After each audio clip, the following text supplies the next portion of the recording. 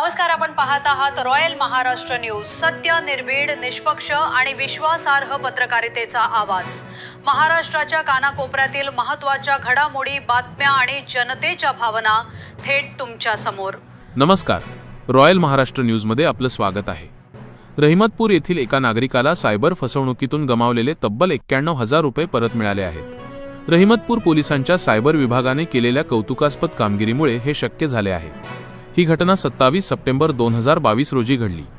नितीन शरद काटकर नावाचे एक रहिमतपूरचे नागरिक 300 रुपयांचा किराणा खरेदी करत असताना तांत्रिक बिघाडामुळे त्यांच्या बँक खात्यातून तब्बल 91,030 रुपये अचानकपणे कट झाले।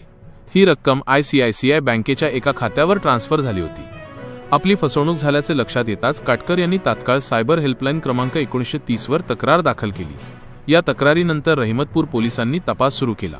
तपासात असे दिसून आले की ही रक्कम विविध बँकिंग ॲप्समधून फिरून अखेरीस मुंबईतील महावितरण कंपनीच्या खात्यात वीज बिलाच्या रूपात जमा झाली होती।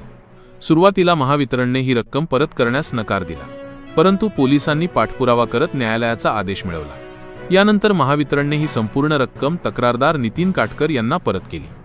पोलीस अधीक्षक तुषार दोशी, अपर पोलीस अधीक्षक वैशाली कडूकर, उपविभागीय पोलीस अधिकारी अजित टिके यांच्या मार्गदर्शनाखाली सहाय्यक पोलीस निरीक्षक सचिन कांडगे आणि सायबर विभागातील दीपक देशमुख यांनी ही कामगिरी यशस्वी केली। या घटनेच्या पार्श्वभूमीवर पोलिसांनी नागरिकांना आवाहन केले आहे की कोणत्याही अनोळखी लिंकवर क्लिक करू नका आणि अनोळखी व्हिडिओ कॉलपासून सावध राहा। जर तुमची कधी फसवणूक झाली तर लगेचच सायबर हेल्पलाईन क्रमांक 1930 वर किंवा जवळच्या पोलीस स्टेशनमध्ये संपर्क साधा। या आणि अशाच इतर ताज्या बातम्यांसाठी पाहत रहा रॉयल महाराष्ट्र न्यूज। धन्यवाद।